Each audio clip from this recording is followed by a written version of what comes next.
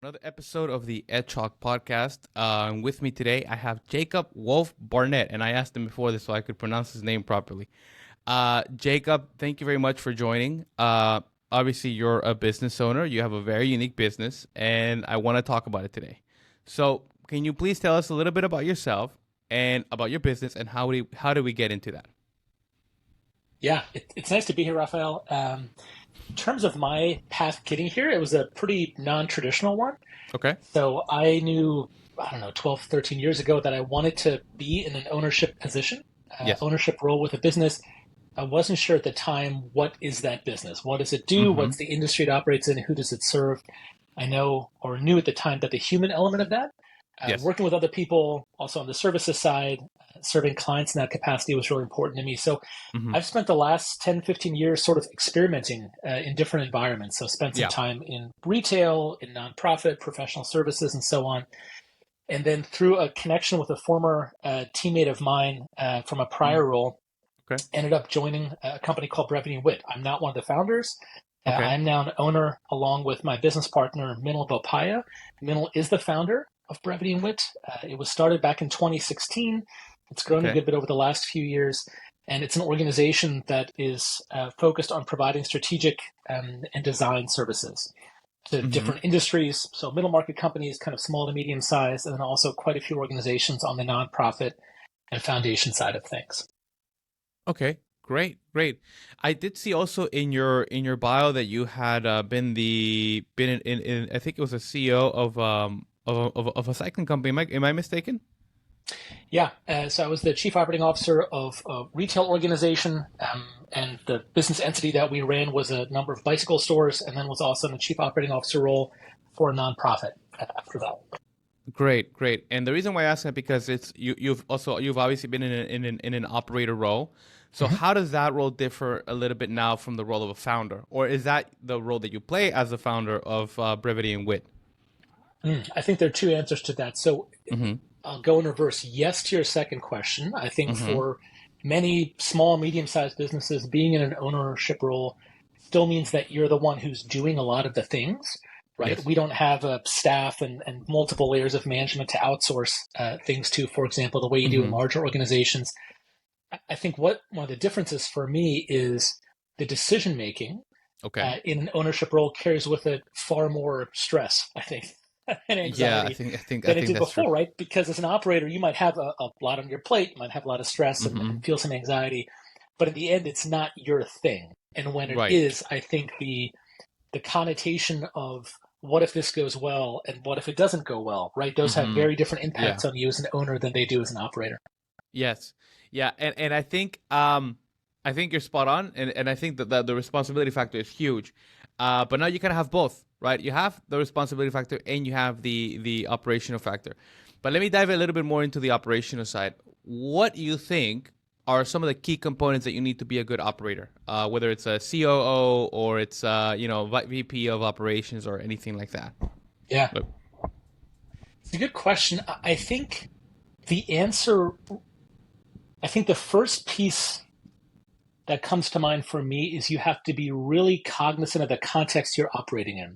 So Okay. oftentimes when we talk about roles, like let's pick a COO role, Mm-hmm. we think about, okay, so what does a COO typically do? Well, they Mm-hmm. probably have a number of staff who report up to them, right? They're focused on Yeah. the operations. Maybe that includes data, maybe finance sits under them, maybe HR sits Mm-hmm. under them, maybe programming, et cetera, et cetera. Mm-hmm. What that looks like if you're the chief operating officer of a $500 million publicly traded organization is completely different than when you're running a $500,000 organization. And that's in no way to diminish running a small organization, but I think Yeah. how those responsibilities express the impact of your decisions, the complexities Mm-hmm. of the decision and sort of the environment that you're trying to navigate is very different. So Yes. getting back to your original question in terms of what are some common threads, I think in a COO or sort of a similar role, being able to collaborate and communicate really effectively. Part of your job in that Mm. role is to simplify oftentimes very complex issues or complex Yes. decisions. Or certainly, as I mentioned earlier, if you're navigating a really challenging market environment, for example, being able to have a clear, consistent message about where are we Mm-hmm. going, why are we getting there, and what's your role in it. Because if you're sitting under Mm-hmm. the COO in IT, how you get to the endpoint is going to look very different than if you're sitting under the COO in an HR role or in a I more see. programmatic focus role. So I think that's one piece. The other thing that I would say is the ability to be decisive. So Okay. part of, I think, being effective in that role is, again, you have reports, you have sort of an organization-wide view, and so you're going to be getting a lot of input, and that's critical, right? Because the input gives you information to help make a decision, and it helps you also sort of understand what the impacts might be. But in the end, you have to be really comfortable saying, okay, at this point, I can't take on any more info, or Okay. certain factors are driving us to have to make a decision now, and so we're going to place a bet. Sometimes it'll Okay. work out well, sometimes it won't, and you have to be willing to live with that. But in Mm, order to get there, you have to not be in a defensive mode, I would I say, or see. defensive mindset. Yeah, that, no, that, and I really like the way you describe that. A follow up question to that. So then, how would you define the role of a COO if you could if you could kind of condense all of that in like a one sentence definition? Yeah. In my experience, it's the person who manages and runs the organization. Okay. So I heard a definition a number of years ago. I don't know who it's from, but it really struck a chord with me, which is that leaders, when we talk about leaders and managers, right, there are many Mm-hmm. different ways to describe that. This description seemed really apt to me, which is that leaders tend to look externally, right? They're looking at the Okay. market environment, strategic partnerships, like where are we going? What's coming our way, right? What Mm-hmm. impacts our business or the fundamentals? Managers have an equally important role, but their focus is really internal. How do we Yeah. keep the Okay. machine running? And I think that's where the COO role falls in. It's I see. oftentimes an organization role that's really focused on keeping things moving, making sure the trains arrive on time, things like that. I So see. I think there can still be collaboration, there can still be an external or strategic view, but a lot of the focus really is on how do we make sure that this organization is doing what it needs to do when we Mm-hmm. look internally in terms of resources, collaboration, things like that. Yeah, I really love that definition because I've always felt that that is exactly what it should be, right? It's the person making sure that everything kind of runs. It's like I mean, I would almost see it like a mom and a dad type of role where like the mom would be kind of the in a more traditional sense, right? It's kind of like the operator, right? Making sure the kids are fed, this is done on time, and then the dad's like the CEO. Where are we going next? Again, very simple kind of perspective, but I really like the way that you position that. The one thing, Rafael, Mhm. that if I can jump in really quick, that Sure, I'll say please. is to the example you just gave, is I think like in any relationship, right? The CEO and COO, though I think Hmm. there's quite a bit of definition around either role, they also need to Hmm. be in concert with each other about who's doing what. Okay. Yeah. And I think the same thing holds true as you were talking about couples, right? I think about my wife and myself. Like, does my wife run more of the household? Do I run more of the household? What does that balance look like? Yeah. In some relationships, what you just described works great. In others, it doesn't. And so I Yes. think Yes. Yes. the Yes. point is getting to an actual sense of genuine agreement that, yes, Hmm. these are the roles that we signed up for. And it's not that one is better or more important than the other. They're Sure. just really different. But that alignment is so key there. I agree. I agree with you, and I like that you said, and it's not that one's better and was the better than the other. It's just what works for that particular instance, right?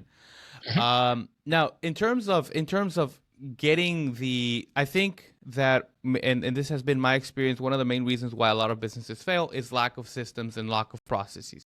And I feel like the COO is the one that helps implement, but also run those processes, right? Mhm. So, as the COO, how do you go about establishing these systems, and what systems have you noticed from your experience tend to work really well, at least in the businesses that you've run? Yeah. Man, you'll get a lot of answers to this question. So, as I said at the outset, I think context is everything. Mm-hmm. And let me explain what I mean by that. So, let's say you're in a COO role, let's say it's your Mm-hmm. first one, and you're in an organization and there is a deficit of processes, systems, standard operating procedures, Mm-hmm. things like that. Mm-hmm. The inclination oftentimes can be, let me look at the best practices. So, what do we need? Well, we need a data security policy. We need, and the list goes on and on and on, right? Mm-hmm. And oftentimes, when we look at best practices, and I think about sort of for profit businesses as one particular area where I think this is really pronounced, Mm-hmm. we use best practices or attempt to mirror the way things are done at really successful companies. And we Mm-hmm. know that they're successful because oftentimes they're in the media, and they might be in the media for a number of reasons. But the fact is, Mm-hmm. we're saying what works over there, some version of that should work where I am as well. Okay. And I think in many cases, that's a miscalculation. I think Mm-hmm. oftentimes saying yes, we need a policy to deal with X is really important. But again, what Yeah. that policy looks like, what it covers, how it's going to be implemented, right? Who's actually doing this and what does success look like is going to be really different for a company that has 500,000 in revenue or 5 million in revenue than one that has 500,000,000 in Yeah. revenue. And oftentimes we lose the ability to say, what's the essence of this policy? Why do we need it? When we try and scale it down. And I think Mm. that's a really important distinction for folks to make. So, in terms of the most important policies that you have, I'm not sure that there's a one size fits all. I Yeah. think it's a mix of what allows you to mitigate risks and to protect Hmm. your business. Those oftentimes are around information security, finances, things like that. What are the Yeah. controls that you need to have in place? But then also, what are policies that don't stifle your ability to be innovative or to attract talent Mm. who might want to bring really new ideas into your organization? And a lot of that is driven by policy, which we Yeah. oftentimes don't think about. And so I think there's a balance there that you're trying to get Hmm. to.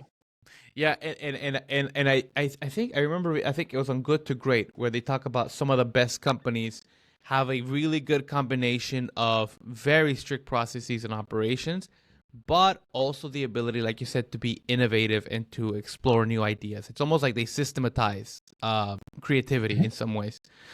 Now, my next question, kind of on the same line, is about execution. And I think execution is key in any business, big, small, medium, or large. Um, is that something that you can create a is it a culture thing where you kind of create a culture of execution, or how do you get people to execute properly? And also, I mean, obviously yourself as well. Yeah. There's a mix there of systems and people. Mm-hmm. So I think most businesses Mm-hmm. still, even with the advent of AI and all the other sort of technological changes that are occurring as we speak, Mm-hmm. even in light of that, most businesses and their ability to successfully deliver whatever it is they do, they offer a Mm-hmm. service, they develop a product, whatever it might be, still fundamentally comes down to the human beings who work there, Yeah. right? Like that's the driver. So working backwards from that, the question then becomes, how do I create the best possible environment to Mm-hmm. have people who might range from average in terms of talent to extremely skilled Yeah. to execute?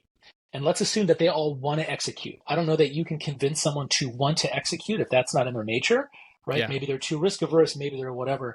But if that's not how they're wired, you're probably not going to somehow magically put that in. What you Yeah. can do is when you attract people who are prone to that, Mm. is to say what's the environment that they need to be able to execute, I right? see. And so I think in my mind that gets back to like what are the rules of the game here, and what are some of the bright lines. So for example, I've managed a number of sales teams in the past, and in sales, oftentimes what you have is you have people who come in, might be really really talented at closing deals. And also bring a fair amount of ego with them, right? And in Yeah. some Of cases, they're course. like, "Look, I get that you're my manager, but just don't even talk to me like I got this covered."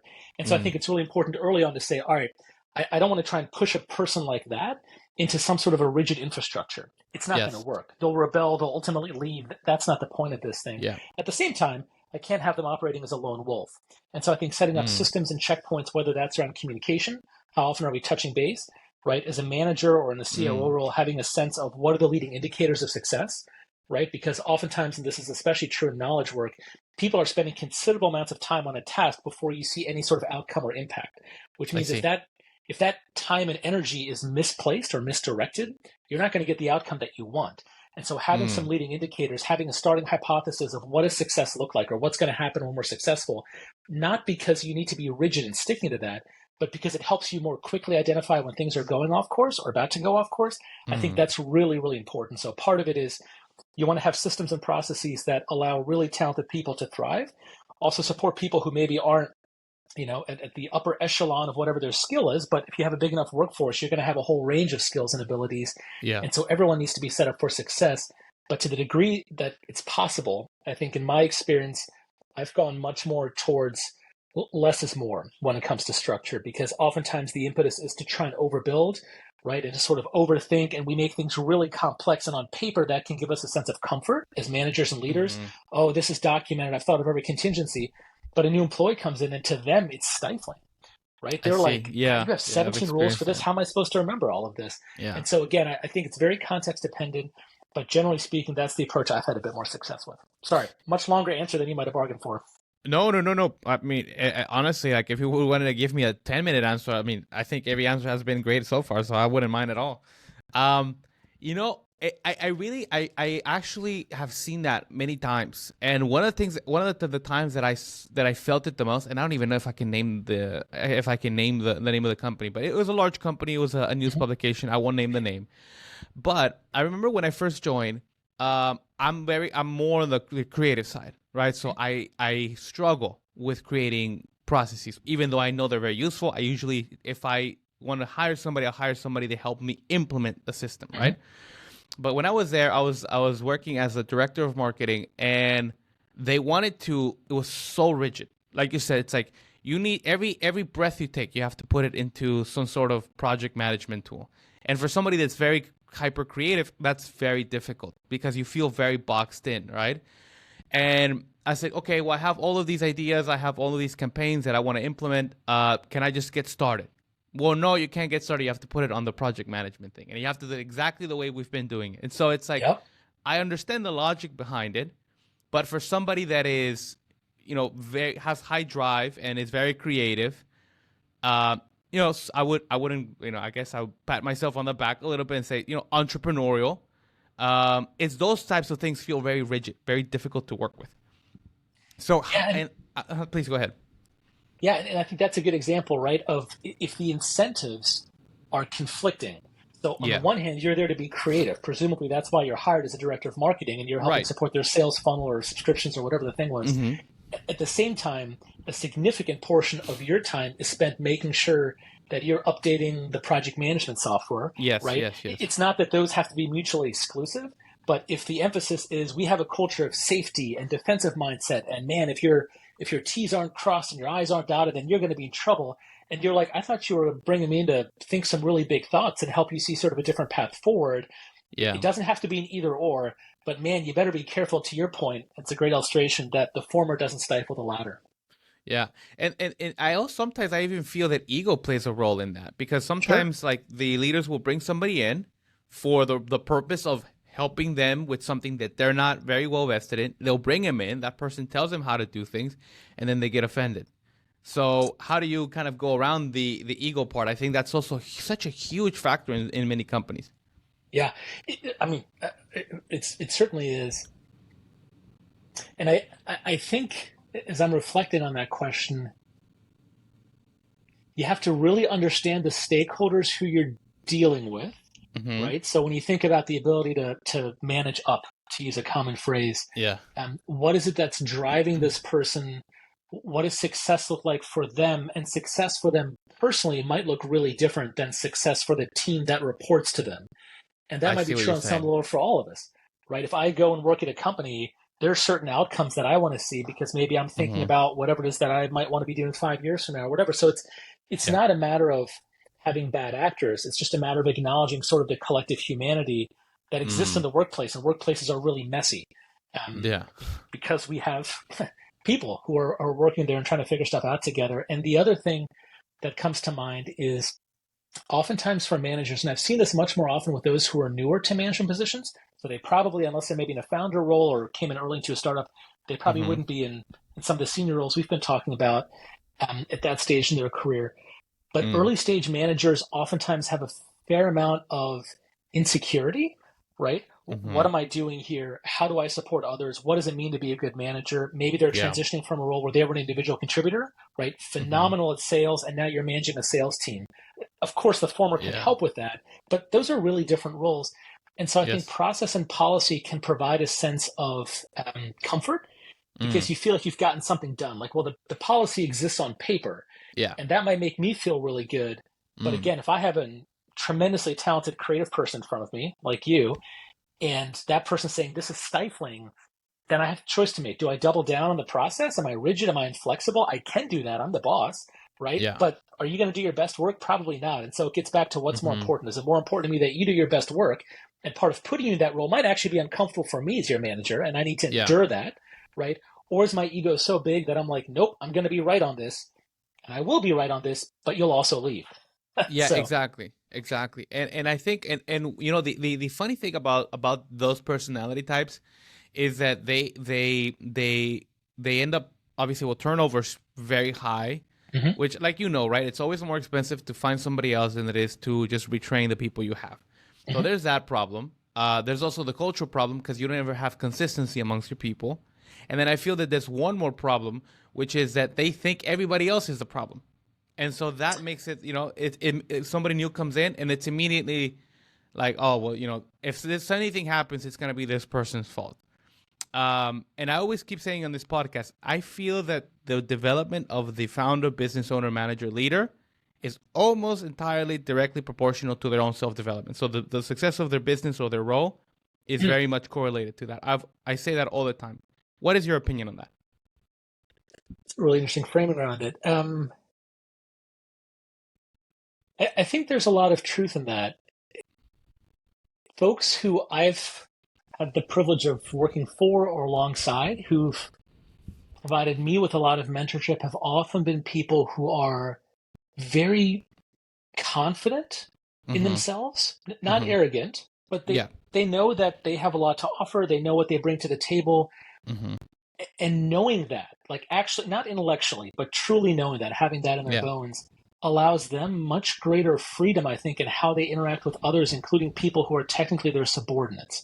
I Right? see. If you come to me in a meeting as the person who reports to me Mm-hmm. and says, "Hey, love what you just said there, but I have a really different way of thinking about it." Yeah. If I know that I'm here for the right reasons and I'm here to contribute and I am contributing and I'm solid in my role, I have experience, I bring a lot to the table, Mm-hmm. I'm probably going to be much more comfortable and go and tell me about that and really exploring it instead of A, shutting it down, or Mm. B, maybe allowing you to give some lip service to it, but I've already made the decision and it's already moving Yeah. forward. And so I think there is a lot that gets to how do we deal with sort of our very human insecurities Yeah. or questions about ourselves. Am I in the right place? What do I want to do? Is this really what's right for me, et cetera, et cetera? Mm-hmm. How do we navigate that, especially when others are relying on us in a system for Mm-hmm. direction or for support that exceeds sort of the policy procedure aspect, right? The more technical. Yeah. So I think there's a lot of truth in that. Yeah. It's so funny because the first law in Robert Greene's book in the 48 Laws of Power is do not outshine your master. And I think that people that are very creative or entrepreneurial, they tend to forget that. And so they end up really butting heads with whoever's managing them at that point because they're really trying to shine, which is obviously, ironically enough, why they were brought in there. So now, Jacob, from a leadership perspective, what can we personally do to not let our ego get in the way? Because you've managed people for a long time. How do you keep that from, and I know it's probably easier said than done. It's definitely easier said than done. I think the first piece is this is just my experience. Others will have Mm-hmm. other great insights. It's to acknowledge that you have an ego and that's okay, Mm-hmm. right? Like Yeah. I think sometimes, and we see this with a lot of our clients, this sort of concept of servant leadership, or maybe it goes by different names, but this Yeah. idea that I'm just here at the service of my team. There are many elements of that I'm very supportive of and I think are pretty intelligent in terms of how teams are run and how you get to better outcomes. Yeah. And at the same time, to pretend that you don't have a stake in what's going on or you're not going to have feelings about what's going on, Yeah. that's nonsense, right? So Yeah. I think Yeah. understanding that it's not a black or white thing. It's not like either you have ego as a leader or you don't. Mm-hmm. You almost surely have an ego, right? Otherwise, you probably Yeah. wouldn't be in that position, or at least there's some relationship For there. sure. For sure. And you have to acknowledge that. I think really separating yourself from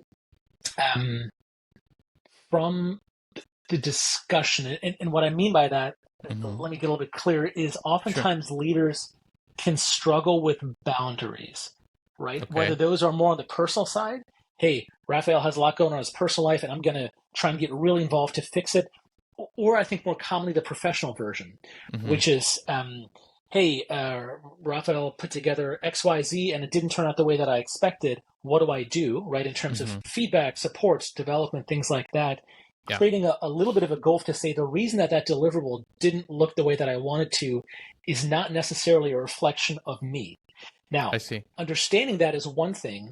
When you're having to navigate organizational politics, that's a whole different thing because in an organization, chances are the output is a reflection of you, or it's going to be considered a reflection of you. Yeah. And so I think internally there needs to be some separation there, because Mm. otherwise you can really easily fall into just micromanaging people and having Yeah. them attempt to be little clones of you or whatever you think you would do in that situation. I think that can be Yeah. really dangerous. So the other thing that I would recommend for leaders as they're developing is to be really focused on what are the outcomes that I'm here to produce, Mm-hmm. right? If you have a Yeah. sales team, it's pretty cut and dry. You're Yeah. presumably there to probably grow sales or maybe maintain sales or increase the profitability of deals or whatever the thing is Mm-hmm. that you're doing, but it's going to be numbers based. For other roles, it might be a little bit more challenging, but I Mm-hmm. think having really clear outcomes and making sure that everyone who reports to you and everyone who's affected by those outcomes is aligned with you on, yes, these are the right outcomes, Yeah. can often create a bit more freedom in terms of how we get to those outcomes.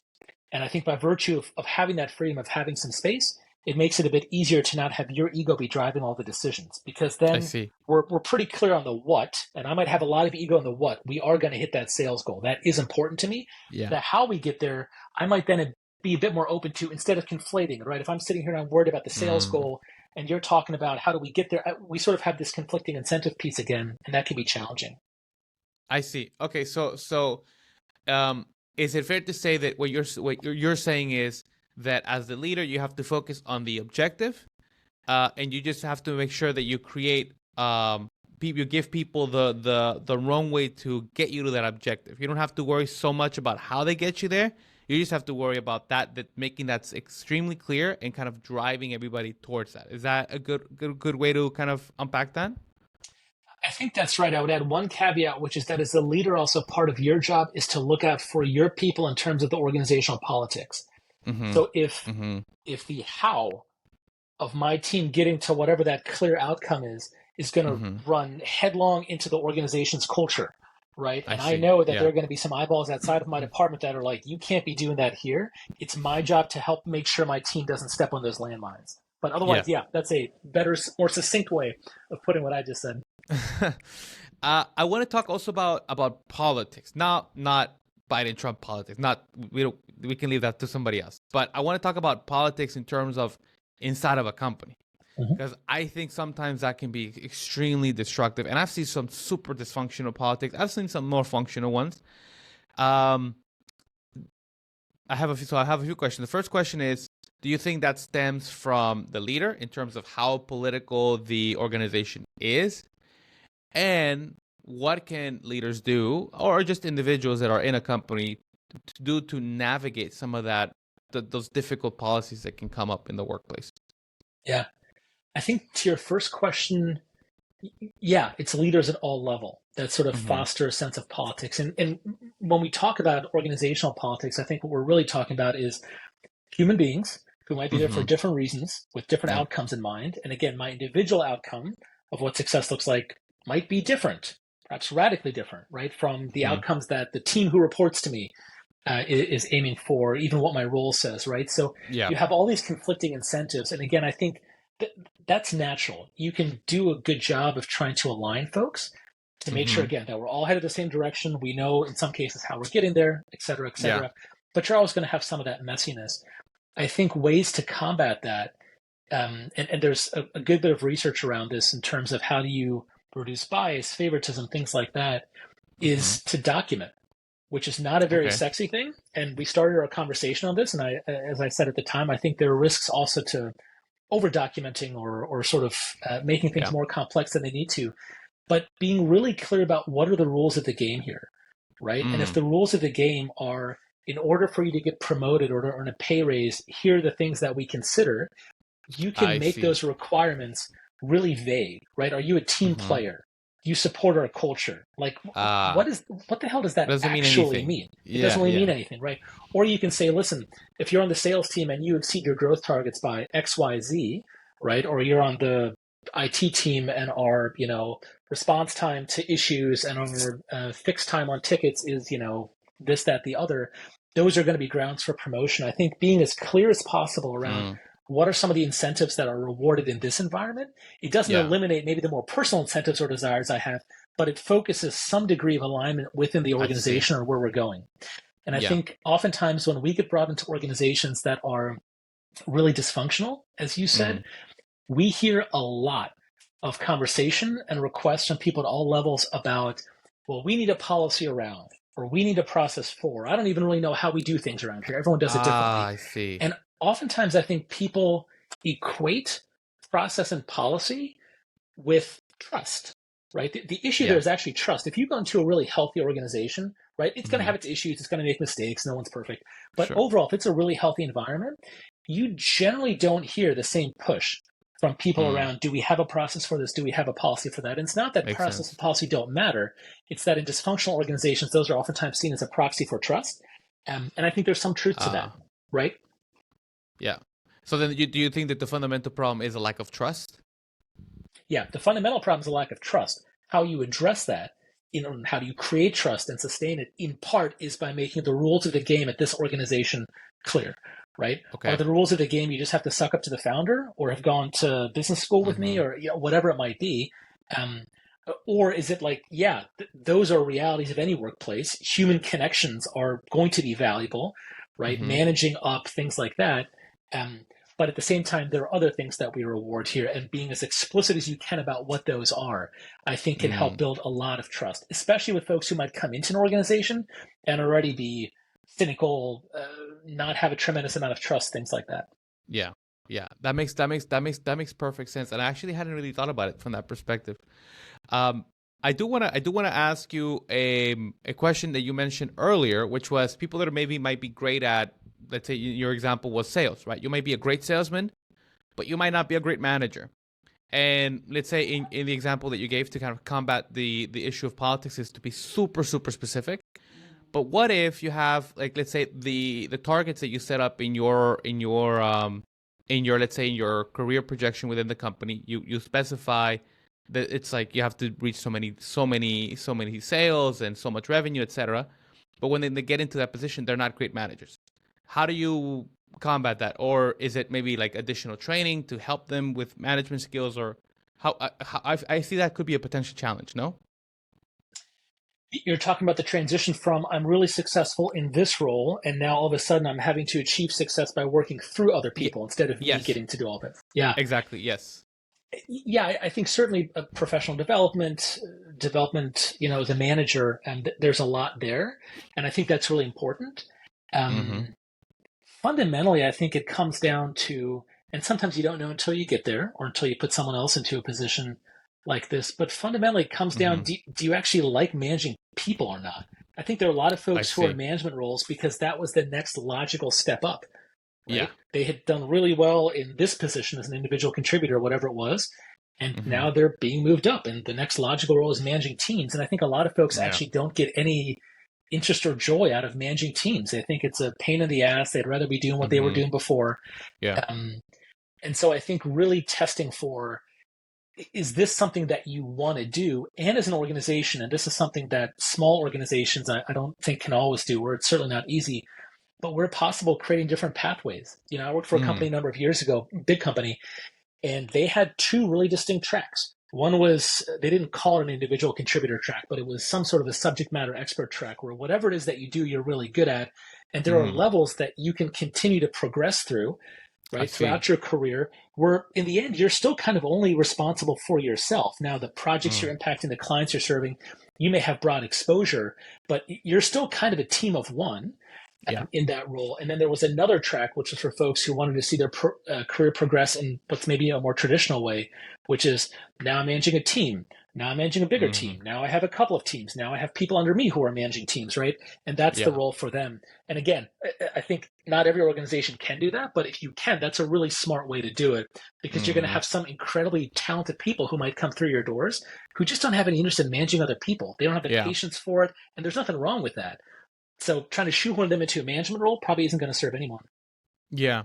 Yeah. And I've seen that so many times, especially with sales guys, Mhm. where they may be great at sales, very good at building relationships with other people, and then when they get put into a management position, well, number one, it's hard to articulate a lot of times why you're good with people, because it's very hard. I think it's something just generally hard to articulate. But number two, they still have that sales drive, and I've seen it because sales guys are sales guys, right? A lot of times they just want to sell. And the third time is the third thing I've seen is they might be good with people, but they don't think strategically about sales in the way Mhm. that somebody would in a leadership position. And what I mean by that is instead of focusing on sales, focusing on, how do we get to X number? How do we, build these processes so that everybody's successful? Like all of the, how do you keep a team inspired, not so much motivated, and all of these different things, which I think would come with a position like that. Um, I think that's now, right. see, please go ahead. One thing that I'll add is there's a fantastic book I read a number of years ago Hmm. called First Break All of the Rules. And it's by a Okay. couple of guys who used to work for Gallup. And Gallup has studied employee engagement across industry and organization side and et cetera Hmm. for, I think, something like 30 or 40 years at this point. Yeah. And they basically looked at these millions of data points that they had from the research and said, how do we basically identify leading indicators of performance outcomes? Right. Okay. So if someone says, I feel X, there's a really good chance that as a result of that, 6 or 12 or whatever months from now, they're hitting whatever their targets are. And we're not just talking sales. This is just kind of sort of Yeah. bigger picture business outcomes. And what Gallup came up with is what they call their Q12, which are 12 questions that they use that have been created out of sort of looking at all this data that are Hmm. designed to show you sort of how engaged are your employees. The idea Okay. being that more engaged employees are more productive, and more productivity obviously is a good thing for most organizations, whether you're a Yeah. business or a nonprofit or whatever. And the one thing that really struck with me from the book is one of the principal mistakes they identified that many managers make. I have certainly Hmm. made my share of these. Is oftentimes in manager role, the instinct is, how do I fix what's broken? Right? I have this person who reports to me. They're really good at these three things. They're not so good Hmm. at the fourth thing. I'm going to try and fix the fourth thing. And again, part of that might be born out of the fact Ah. that I was very good at the role I was in before. And what they saw in their data, and a lot of it is based on interviews that they did, is focus instead on people's strengths. How do you play their strengths?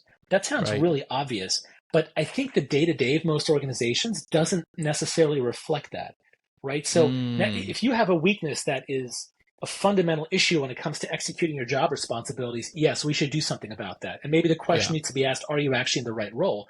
But let's assume Mm. that, you don't have any glaring deficiencies, but you're just not as good at these two things, but you're really good at the other three things. Focus Right. on drawing out more of those three things, right? And as a I manager, see. really emphasize on that. And again, that can get back to policies, procedures, check-ins. It doesn't mean you treat everyone the exact same way. It's just a Yeah. way of how do we focus on what's in instead of trying to add more things to that person's skill set or repertoire when that's not how they're naturally inclined. Wow. That makes a lot of sense. That makes a lot of sense. And I guess my next question would be, how do you identify those things? Like what somebody might be good at or what somebody might be interested in a little bit more. Yeah. So we have at Brevity and Wood, a lot of the work that we do with clients is around organizational change, right? So we're Okay. here today as an organization. We want to go through a digital transformation or whatever it is. How do we get from here to there? The in Hmm. between part. And one of the phrases that we use in a lot of that work, and it applies to the question you're asking, is a really simple phrase. It's called speak in specifics. Okay. Sounds so obvious, but if you're a manager, if you're a leader, you could be, senior leader, executive, or maybe you're more in the middle manager role. Both for you and for the people on your team, or even before they join your team during the interview process, for example, asking folks to speak in specifics. So I if see. you've ever had to hire folks and you've had resumes come across your desk, especially sort of entry and mid-level positions, you see a Hmm. lot of really vague activities, right? I Yeah. collaborated with such and such to manage a grant. Great. How large was the grant? Who was the funder? Like, give me details. Speak in Yeah. specifics so that I have a sense of what it is that you're capable of doing, right? Hmm. Helped grow sales for a company over the course of 2 years. Great. By how much? Tell me about the industry, right? Right now, if you're a Yeah. salesperson working for a company that does Gen AI, I'm pretty sure you're crushing your targets, right? If you're halfway decent. So is that a reflection of the fact that you're a really good salesperson or the broader market environment? And it's not an Yeah. either I or, see. but the fact is, just because you're crushing it doesn't just mean that you're a great salesperson. It might also mean that you're Right. in a really good spot with the company. Again, it Yes. doesn't devalue the skill set, but asking people to speak in those specifics, I think, is really helpful Hmm. in sort of more quickly identifying who the right candidates aren't for a role, whether those are Yeah. internal candidates or from the outside. And then throughout the interview process allows you to benchmark candidates against each other more effectively. And Ah, you I could make the see. argument, okay, so somebody could just lie about their numbers. And they could, certainly. I think the other piece of this then is having some degree of intuition, right? Based Yeah. on what you're hearing, giving them as many real life scenarios as you can, saying, how would you handle this? Again, not because that's a perfect indicator of how they're going to react in the moment when those circumstances manifest, but Yeah. because at least you get a sense of how they think about things. So I I think see. the speaking in specifics, where is it we're trying to go? What have you done? Can those two things match up? Is really, really important. Instead of oftentimes we can get influenced and impressed by, a really nice guy, seemed like a good culture fit. It Yeah. might be a nice guy, might be a great culture fit, but that doesn't mean that they can execute on the responsibilities of that role. Yeah.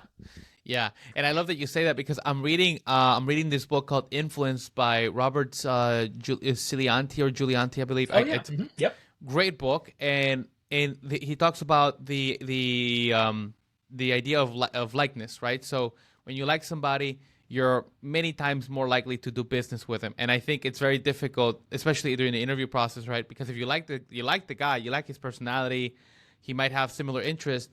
How do you separate that from like the person that's going to be doing the job, right? And I think that's so difficult to do. Any tips on how to do that? I think that's actually a really good example of what we talked about at the outset of the interview, which is around Hmm. an opportunity for process and policy.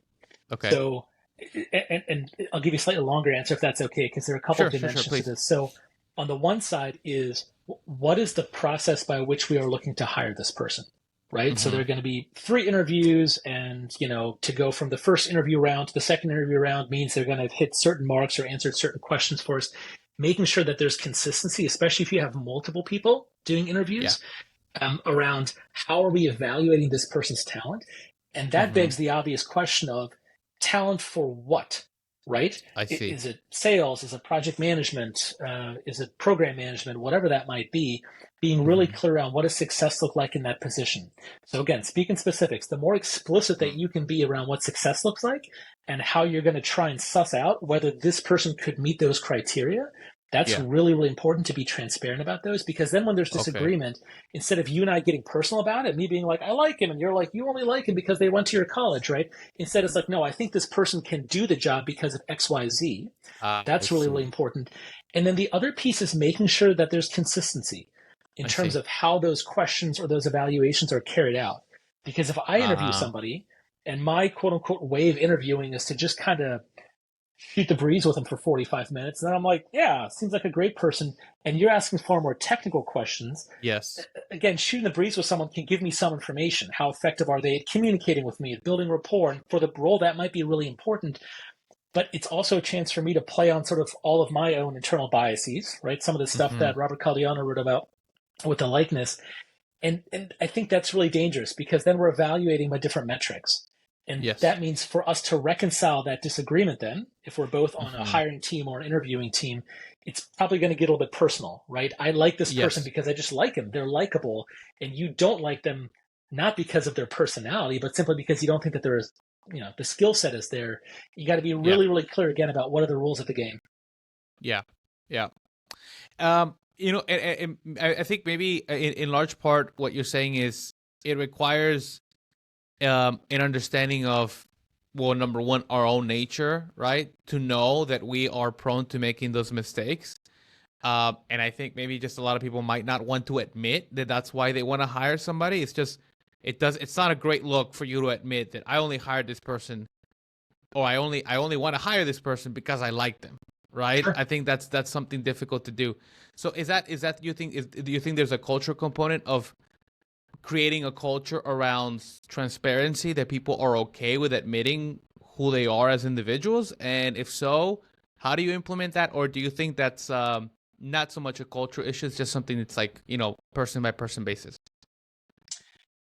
I think it's a person by person issue, but people are a big part of what makes the culture at your organization. So I Yeah. think getting someone to admit that they hired a person just because they like them is a pretty uphill task, right? Yeah. Because I think for many of us, we're not even aware of that, Yeah. and Yeah. yet we're probably going to double down on our choices, especially given the political consequences that might exist for us for making the wrong Hmm. hire, right? When it comes to our own bosses, things like that in the organization.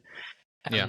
So I think it's person by person, yes, but again, I think helping create alignment by being really clear about what are the rules of the game, where are we going, how do we think we're going to get there, what kind of people can help us get there.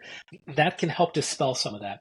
You're never going to eliminate it, and I don't think that's the point. And finger pointing, saying you're more biased than I am, or you only did this because you like that person, if that's true and it needs to be said, well, then it needs to be said. But in many cases, that's not productive. And I don't think that's a way to encourage Yeah. behavior change. I think you're going to have much better outcomes by getting clear on, again, where it is you're trying to go, what it is that you need to get there in terms of people and resources, and then evaluating against that. Makes sense. And it kind of goes back to your first point about transparency, right? Like if you have that transparency of conversation, I think people would probably take a criticism like that a lot lighter, right? Just because there's that trust, I would say, right? Yeah, I think in any work relationship, right, you have like three components. They're the two Mm-hmm. people, right? Person A, person B, and then you have whatever the issue is or the thing. And if we can make it more about the issue and the thing instead of about you and me The person. interpersonally, Mm-hmm. I think that's a much easier way to resolve it, because then we're each looking at something else instead of accusing each other of whatever, right? Yeah. Yeah. That makes sense. That makes sense. Not too long ago, I finished reading. It was Genghis Khan's biography, and I stopped reading once he dies because I'm not really interested in what happened afterwards. Well, I am, but so and I saw a lot of value in his leadership style, which is a little interesting, to building a company. And I see a lot of similarities between the way that great, especially imperialist leaders, the way they thought about leadership, especially the very successful ones. And one of the things that he implemented, which was very controversial at the time, was promoting people based on their ability, not so much their lineage. And that was super controversial at the time because if you came from a family that was quote unquote royal, that would put you in the position of leadership, like a general or whatever, just based on your background. And he did away with that, and he then was promoting people based on, their personal qualities. One amongst many different things. But the other thing, and to stay on topic here, that he talked about was a lot about leadership, and so his leadership style was somewhat ruthless, but at the same time there was that essence of care for the people that he was in charge of protecting. So as a leader, do you think that there is room for some level of ruthlessness that you must have to run a successful organization? And how do you consolidate that with also making people feel like you care and it's a genuinely safe environment to work in? Mm. I have not read Genghis Khan's biography, so I'll have to take your word for it on that. But I think if you're actually ruthless, Mm-hmm. um, that to me is fundamentally at odds with caring about people, right? Okay. Now, can you build a successful company? If by successful we mean make a bunch of money and be profitable, right? Can you Mm-hmm. do that by being ruthless? Absolutely. Many people do. Mm-hmm. Mm-hmm. So it's not a question of can you get to those outcomes, but I think your question, the nuance of that, which is, let me flip it a little bit. Do leaders need to be ruthless at times? Yeah. Gosh, I think there are many instances where leaders have to make really hard decisions and they have negative impacts on certain people, right? Yeah. So there's been a lot in the news the last couple months about layoffs, right? In Yeah. tech, in finance, other industries as well. Those are really shitty decisions. As a leader, Yeah. laying people off sucks, right? It sucks Mm-hmm. before, it sucks Mm-hmm. during, it sucks after. Yeah. And yet there are circumstances, maybe they're out of your control, where that is the choice that you have to make, or that's the Yes. option that you have to pursue. And so Yeah. I think making really hard decisions that in some cases have very negative, explicitly negative consequences for others there, yes, that is a part of leadership. And I think you have to be Mm-hmm. prepared to do that. But again, for me, I think that's different than being ruthless for the sake of I'm going to trample over folks to get what I want. Now, Yeah. one Yeah. caveat that I would add to that is you mentioned Robert Kalyani's book. He, I think, in that book, if I remember, references another author, a guy named Jeff Pfeffer, who's written a lot about power in organizations. Mm-hmm. He's a teacher Mm-hmm. out at the Stanford MBA school. And I think in large organizations where there is a heavy dose of politics in the culture, and there's a lot of relationship building that is very sort of driven by the desire to move upward, and that is a part of being able to move Yeah. upward. Yeah, that's part of the game. right? I think in those Right. big companies, you Yeah. can't escape the politics. And in some of those cases, that might include an element of ruthlessness. Yes. And so then the question is that the game you want to be in? Plenty of people do, Mm-hmm. right? Oftentimes very well compensated, whatever. Other people Mm-hmm. don't. For me, those games have no interest to me, but they're absolutely a thing. Again, especially I think Yeah. in those large organizations. Yeah.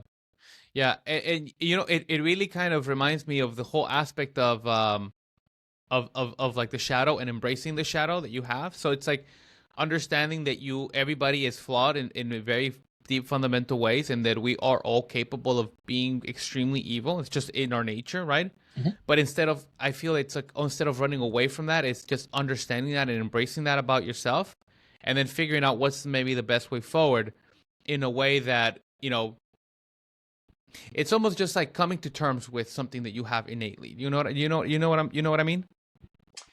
I think what you're speaking to, what I'm hearing in that is an acknowledgement that we are very influenced by the context we operate in, by our Yes. environment, right? Yes. So if I work for an organization where, again, let's stay with office politics, that's the way to get ahead there. As soon as I realize that, I'm going to make a conscious decision, or maybe certain elements of it are unconscious, that, yeah, those are the rules that I'm going to play by. I may see Yeah. myself as a person who doesn't do office politics, but I can find ways to justify it at work because, again, those are the rules of the game there, whether spoken Mm-hmm. or unspoken. And so, yeah, I think especially for managers and leaders, not being too precious with ourselves in terms Yeah. of, well, we have some moral high ground here, or we have all the answers, or we need to make Right. every last decision. Otherwise, we're not showing that we're a leader. I think oftentimes that's energy that's misplaced. And Yes. in some organizations, that is the very behavior that is rewarded, right? And so Yeah. it's a matter of, again, sort of personally, what do you want for yourself? And does this organization support that in the rules of the game here? In some cases, they Yeah. will. In other cases, they don't. Yeah. Yeah. And the this is one of the things that really kind of makes it very difficult for me, like the corporate setting, right? Because it is well, I think sometimes it's very difficult to navigate, but there's like an element of fakeness in all of it, Sure. where it just relationships and the way people talk and the things they talk about, just it doesn't feel genuine anymore. And I don't know if it was always like that, but it's been like that ever since I got into it. So it's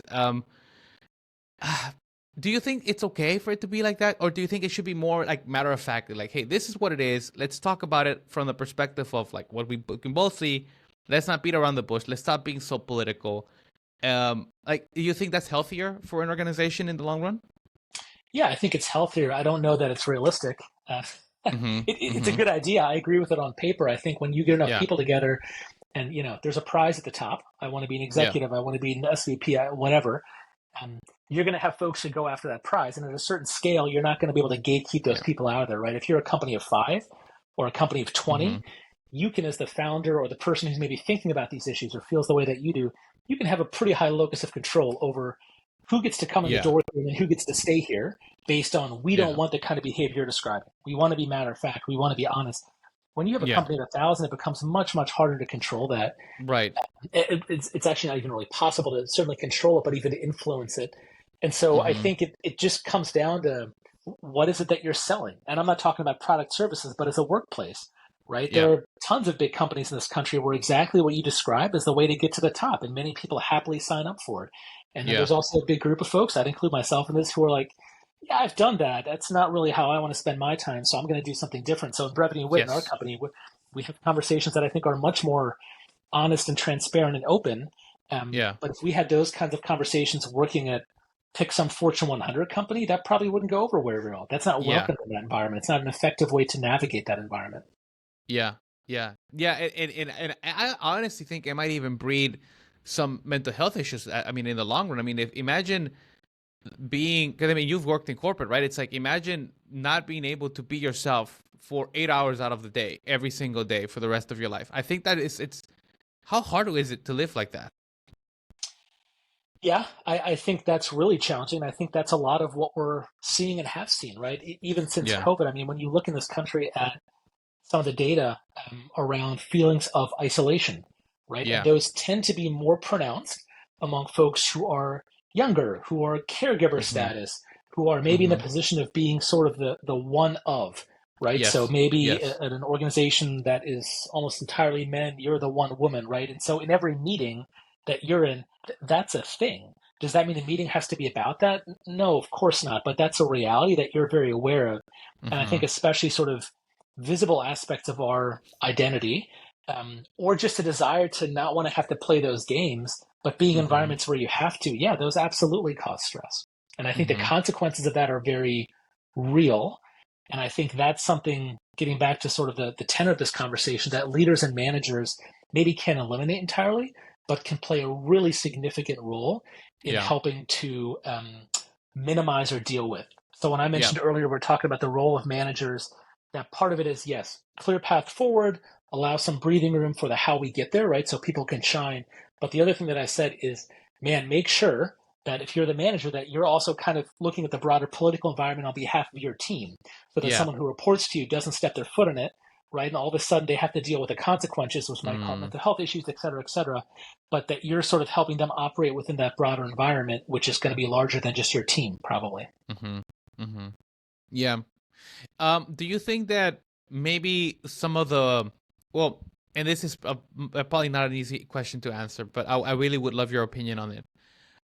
Do you think that the mental health crisis that we have in the U.S. right now, with like depression rates, suicide rates, and so on, is connected to the same type of dissatisfaction we see in the workplace, or do you think that the dissatisfaction that people have in the workplace is contributing to the mental health crisis, and maybe there's a deeper fundamental issue with that?